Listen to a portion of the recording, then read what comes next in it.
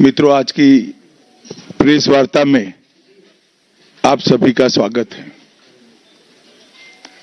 विगत सप्ताह में संसद में लोकसभा और विधानसभा, राज्यसभा दोनों जगह संविधान को स्वीकार किए हुए 75 साल के मौके पर संविधान की रचना, संविधान निर्माताओं का योगदान और संविधान में प्रस्तावित किए गए आदर्शों पर एक गौरवमयी चर्चा का आयोजन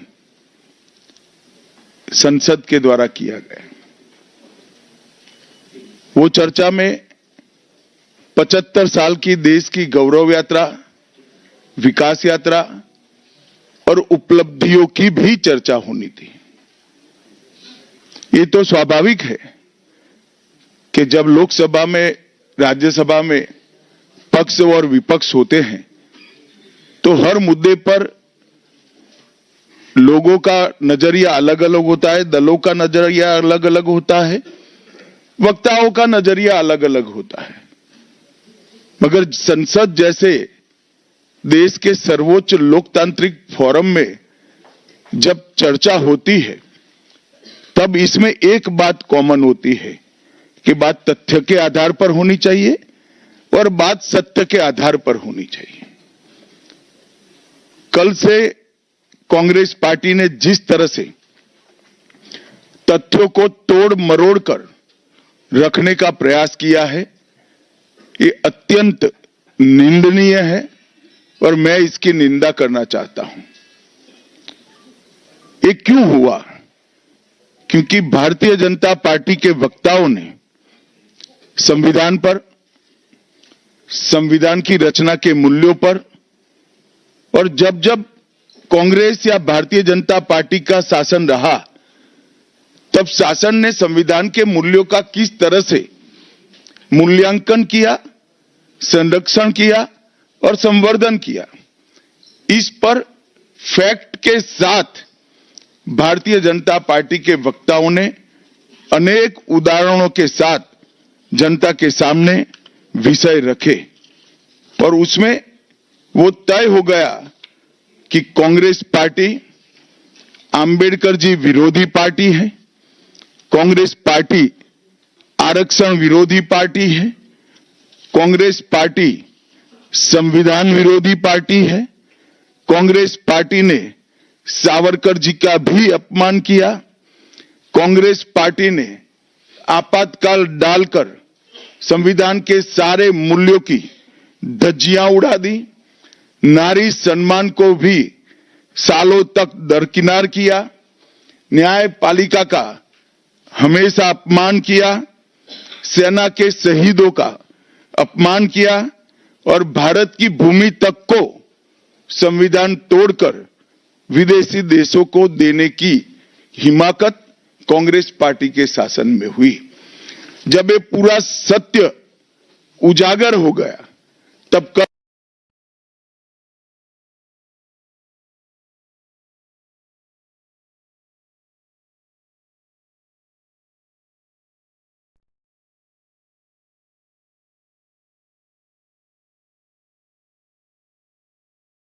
से कांग्रेस पार्टी ने फिर एक बार अपनी पुरानी पद्धति को आजमाते हुए बातों को तोड़ मरोड़ कर और सत्य को असत्य के कपड़े पहनाकर समाज में भ्रांति फैलाने का एक कुत्सित प्रयास किया है। संसद में जब चर्चा हो रही थी, ये सिद्ध हो गया कि बाबा साहेब आंबेडकर का कांग्रेस ने किस तरह से पुरजोश विरोध किया था। बाबा साहब के न रहने के बाद भी किस प्रकार से कांग्रेस ने बाबा साहब को हाशिए पर ढकेलने का प्रयास किया। जब संविधान सभा अपना काम कर चुकी, चुनाव हुआ 1951-52 में और 54 में, दोनों बार कांग्रेस ने बाबा साहब को हराने के लिए कोई कसर नहीं छोड़ी। यहां तक कि फ्रेंडली चुनाव होता है, स्पिरिट वाला चुनाव होता है, ऐसा चुनाव भी नहीं था। विशेष प्रयास किया गया और वो उनकी हार को सुनिश्चित किया गया। जहां तक भारत रत्न देने का सवाल है, कांग्रेस के नेताओं ने कई बार खुद ही अपने आप को भारत रत्न दिए हैं। 55 में नेहरू जी ने खुद को भारत रत्न दे दिया, 71 में इंदिरा जी ने खुद को भारत रत्न दे दिया और 1990 में बाबा साहब को भारत रत्न तब मिला जब कांग्रेस पार्टी सत्ता में नहीं रही और भारतीय जनता पार्टी के समर्थन वाली सरकार थी। 1990 तक कांग्रेस पार्टी बाबा साहब को भारत रत्न न मिले इसका बड़े जतन से प्रयास करती रही, यहां तक कि बाबा साहब की जयंती को भी 100वीं जयंती को भी मनाने का मना ही कर दिया गया। नेहरू जी की अंबेडकर जी के प्रति नफरत जग जाहिर। का मूल्यांकन जवाहरलाल जी किस तरह से करते थे इससे बड़ा कोई उदाहरण नहीं हो सकता।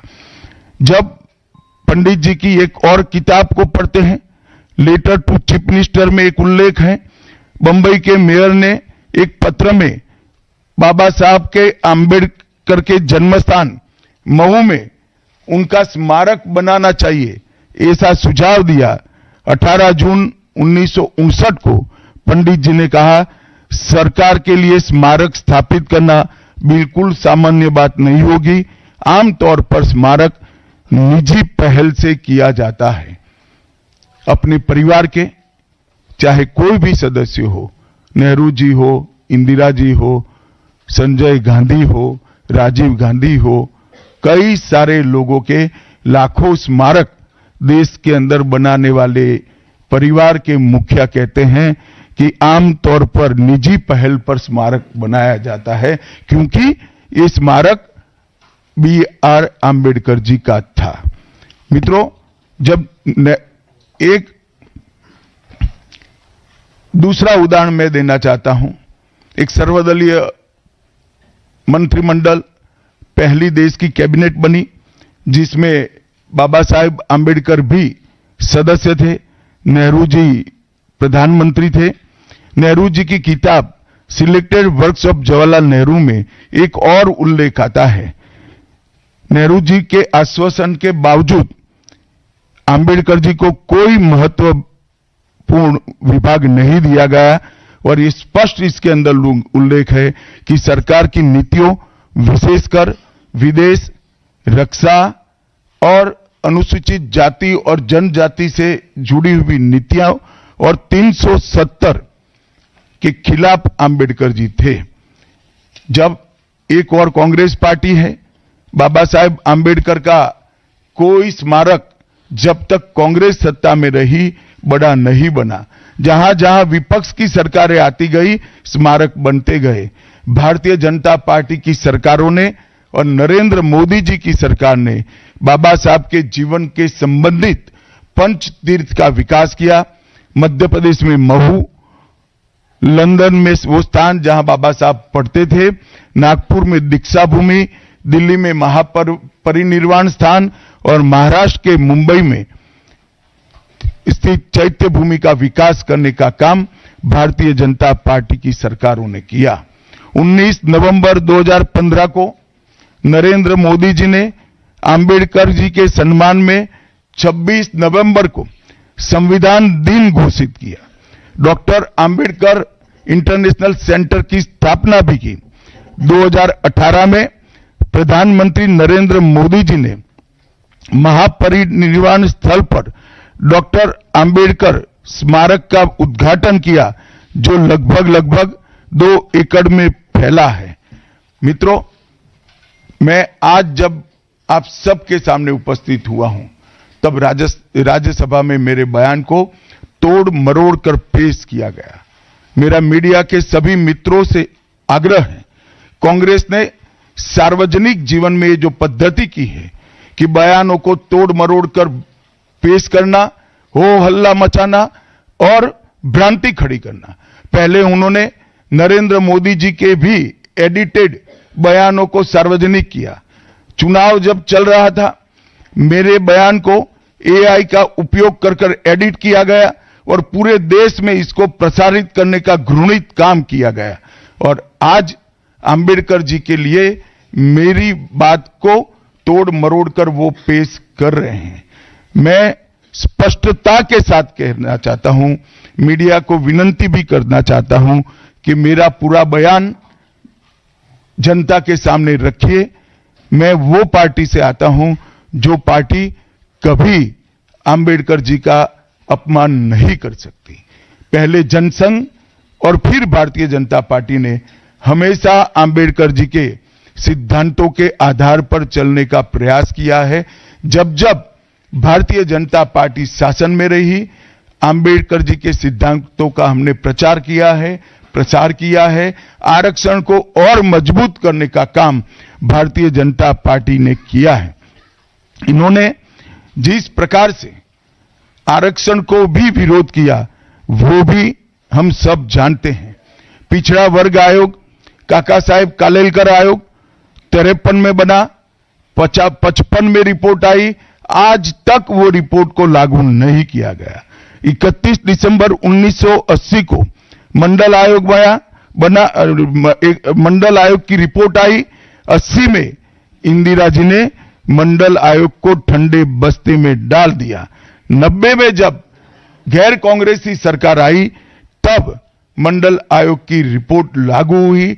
उस वक्त राजीव गांधी विपक्ष के नेता थे और जब मंडल आयोग की रिपोर्ट लागू हुई, प्रस्ताव संसद में आया, राजीव जी ने अपने जीवन का सबसे लंबा भाषण ओबीसी के आरक्षण का विरोध करने के लिए किया। आज मैं फिर से एक बार आग्रह के साथ मीडिया को बताना चाहता हूं, सच्चाई को जनता तक पहुंचाना चाहिए। मेरी पूरी बात बहुत स्पष्टता के साथ, कोई कंफ्यूजन के बगैर राज्यसभा के रिकॉर्ड पर है। आज भारतीय जनता पार्टी के सैकड़ों कार्यकर्ताओं ने ट्वीट कर भी इस सत्य को लोगों के बीच में पहुंचाया है। और जिन्होंने जीवन भर बाबा साहेब का अपमान किया, जिन्होंने जीवन भर बाबा साहब के सिद्धांतों को दरकिनार किया, जिन्होंने जब तक सत्ता में रहे बाबा साहब को भारत रत्न मिलने नहीं दिया, जिन्होंने जब तक सत्ता पर रहे आरक्षण के सिद्धांतों की धज्जियां उड़ाई, वो लोग आज बाबा साहेब आंबेडकर के नाम पे भ्रांति फैलाना चाहते हैं। मैं कांग्रेस के अध्यक्ष खड़गे जी को भी कहना चाहता हूं, खड़गे साहब, आपका तो कम से कम दायित्व तो बनता है, क्योंकि आप उस वर्ग से आते हो जो वर्ग के लिए बाबा साहब आंबेडकर जी ने पूरा जीवन समर्पित किया। आपने कम से कम कांग्रेस के एक कुत्सित प्रयास में सपोर्ट नहीं करना चाहिए था। मुझे बड़ा दुख है कि आप भी राहुल गांधी जी के दबाव में इसके अंदर शामिल हुए हो। मित्रों, आज जब हम सब यहां बैठे हैं, मैं फिर से एक बार कहना चाहता हूं, कांग्रेस के पास इस संविधान के ऊपर की चर्चा में बाबा साहेब आंबेडकर विरोधी कांग्रेस है, इसका कोई जवाब नहीं बचा। संविधान विरोधी कांग्रेस है, इसका कोई जवाब नहीं बचा। कांग्रेस आरक्षण विरोधी है, इसका कोई जवाब नहीं बचा। कांग्रेस सावरकर विरोधी है, इसका भी कोई जवाब नहीं बचा। कांग्रेस ओबीसी विरोधी है, उसका भी कोई जवाब नहीं बचा। आपातकाल का पाप कांग्रेस के ही समय में हुआ, इसका भी कोई जवाब नहीं बचा। नारी सम्मान का विरोध भी कांग्रेस ने ही किया, वो प्रस्तापित हो गया। न्यायपालिका का अपमान ही कांग्रेस ने ही किया, वो भी प्रस्तापित हो गया। भारत की भूमि को भी संविधान को दरकिनार कर विदेश को सौंपने का पाप भी कांग्रेस ने ही किया, ये भी प्रस्तापित हो गया। तब फिर से एक बार चिर परिचित अपनी पुरानी नीति पर कांग्रेस आई है और उन्होंने मेरे बयान को तोड़ मरोड़ कर आधा ही दिखाकर जनता के सामने रखना और भ्रांति फैलाने का प्रयास किया है। कृपया मेरा पूरा बयान आप सभी लोग जनता तक पहुंचाइए, तो दूध का दूध और पानी का पानी हो जाएगा।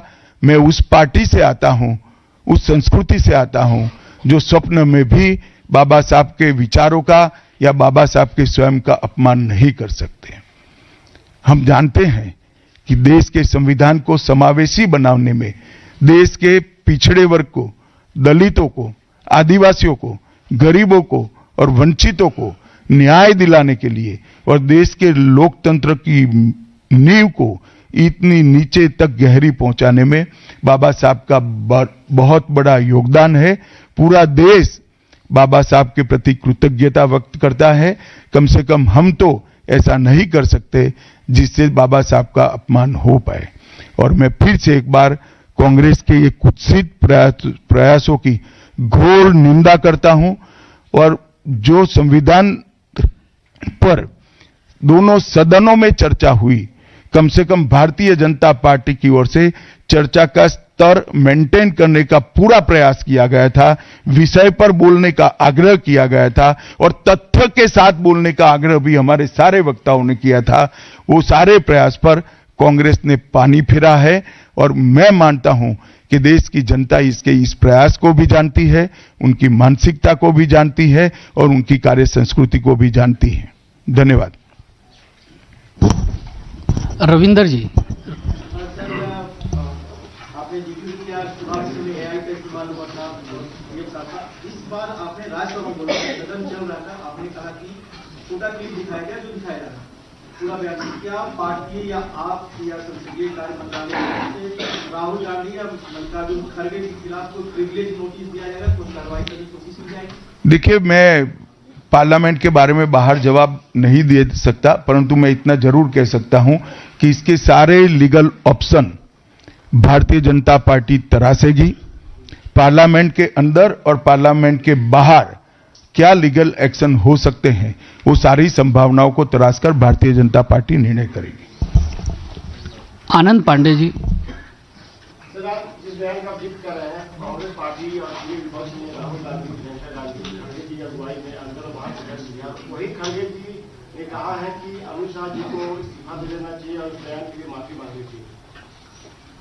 खड़गे जी मेरा इस्तीफा मांग रहे हैं, इनको आनंद होता है तो शायद मैं दे भी दूं, मगर इससे इनकी समस्या का अंत नहीं है।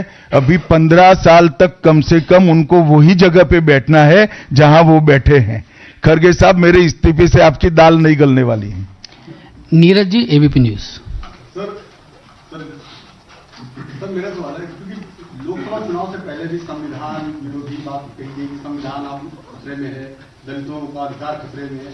दिल्ली चुनाव के ठीक पहले फिर से एक बार इस मामले को उछाला जा रहा है। क्या आपको लगता है? नीरज जी, आप भूल रहे हैं, बीच में हरियाणा और महाराष्ट्र का चुनाव हो गया है और उन्होंने लहराया हुआ संविधान अंदर से कोरा था। संविधान प्रेम इनका कितना खोखला है वो एक्सपोज हो चुके हैं। एक झूठ बार बार नहीं चल सकता है, अंततोगत्वा सत्य जनता तक पहुंचता ही है। ऐश्वर्या पालीवाल, आज तक।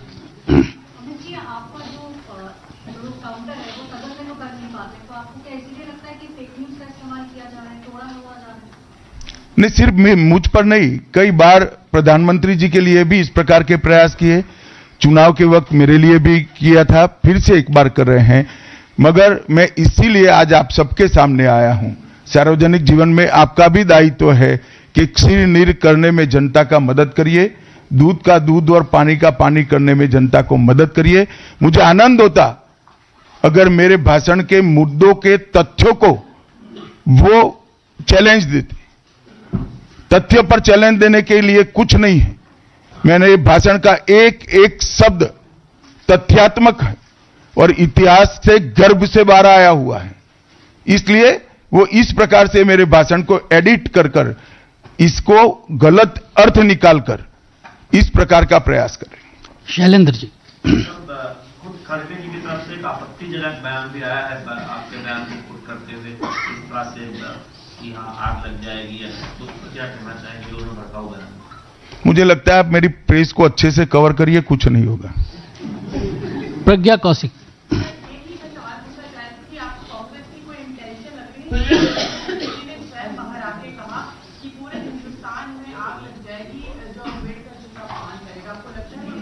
उनका इंटेंशन क्या है इसके डिटेल में मैं जाना नहीं चाहता, परंतु मैं इतना जानता हूं कि अब कांग्रेस को जनता जान गई है। एक ही प्रकार से झूठ और भ्रम बार बार जनता मानती नहीं है। विकास भदौरिया। लोकसभा के समय भी आपके बयान को एआई के जरिए टारगेट किया गया, इस बार भी आपके बयान को टारगेट किया गया। आप कोई हर बार टारगेट क्यों करते हैं? सब टारगेट हैं आप। भाई आपका सवाल गलत जगह पे, ये कांग्रेस कार्यालय में पूछने का सवाल है, मुझे क्यों पूछ रहे हो? यतेंद्र जी, यतेंद्र, मेरा सवाल अरविंद केजरीवाल ने भी इस पर निशाना साधा। उनका कहना है कि बाबा साहब किसी भगवान से कम नहीं है और जिसमें से प्रधानमंत्री आपके फेवर में आए सपोर्ट में, तो सोची समझी रणनीति के तहत ये सब कुछ। देखिए, इनकी भ्रांति है, प्रधानमंत्री सत्य के फेवर में बोले हैं। मोहित भट्ट। सर, जिस प्रकार से सारी विपक्षी पार्टियां भी अब साथ आ रही हैं, पहले वो अलग अलग मुद्दों पे पार्लियामेंट में अलग अलग दिखी थी, लेकिन इस मुद्दे पे वो सड़कों पे आने की बात कर रही है। आम आदमी पार्टी ने प्रोटेस्ट किया, टीएमसी भी प्रोटेस्ट करेगी, तो इस मुद्दे पे सारी विपक्षी पार्टी एक साथ आ रही है। देखिए, सत्य को किसी के सपोर्ट की जरूरत नहीं होती। हमारी बात में, हमारे मुद्दों के साथ सत्य स्वयं खड़ा है। सत्य सबके साथ सत्य ही रहता है, कितने भी लोग साथ में आए, इससे सत्य को कोई फर्क नहीं पड़ता। कृष्ण मोहन शर्मा। सर, कृष्ण मोहन शर्मा, भारत एक्सप्रेस से। आज एक बहुत आश्चर्यजनक बात यह हुई कि लोग कभी कहते थे कि मैं संविधान को नहीं मानता, मैं एनार्किस्ट हूँ, ये जनता ने संविधान के लिए नहीं अरविंद केजरीवाल को वोट दिया है, वो भी आपकी आलोचना कर रहे थे और कह रहे थे कि बाबा साहब भीमराव अम्बेडकर का बड़ा अपमान किया है। चलो, कम से कम मेरे कारण अरविंद केजरीवाल जी संविधान का और बाबा साहब का सम्मान करने लगे, वो आनंद का विषय है। संजय जी। सर, आपका भाषण सभी ने देखा था, सुना था। उस समय कोई सी चीज सामने नहीं आई थी, लेकिन उसके बाद से जैसे जब आपकी स्पीच जब खत्म हो गई, जब बाहर निकले, उसके बाद में सोशल मीडिया पर जिस तरीके से एक के बाद चीजें आने लगी, उस समय आपको लगा था कि सीधे आप ही पर अटैक कर रहे हैं। शायद आप भूल रहे हैं कि राज्यसभा में श्री राहुल गांधी नहीं बैठते हैं। राहुल गांधी लोकसभा में बैठते हैं। आमोद जी। सर, आपने इस भाषण के खिलाफ प्रिविलेज का नोटिस दिया है डायरेक्ट ब्रायन ने राज्यसभा। क्या प्रिविलेज का मामला इसमें बनता है? मुझे क्या मालूम, हो तो स्पीकर साहब ने तय करना पड़ेगा, सभापति जी तय करेंगे। अमित। सर, खड़गे जी ने यह भी कहा कि आपको लगातार डिफेंड किया गया था पीएमसी उसके भी इस बयान के बाद, और देश में जगह जगह लोगों में गुस्सा है। मुझे लगता है कि खड़गे जी ने आत्मनिरीक्षण करने की जरूरत है। वो जो कर रहे हैं, इसके प्रति गुस्सा है या मेरे बयान के प्रति, वो उनको थोड़े दिन में मालूम पड़ जाएगा। आप पूछना चाहते हैं? लोकसभा चुनाव से लेकर के कल संसद में आपके बयान टारगेट पॉलिटिक्स दिखाई दी। इस टारगेट पॉलिटिक्स का बीजेपी कैसे जवाब देगा? नहीं, बीजेपी को टारगेट कर रहे हैं वो सही है, क्योंकि जनता के फैसले लगातार बीजेपी के पक्ष में आ रहे हैं। इसका उनके पास ना कोई काट है ना कोई तोड़ है, इसलिए जनता के फैसले के बाद ईवीएम पर सवाल उठाते हैं।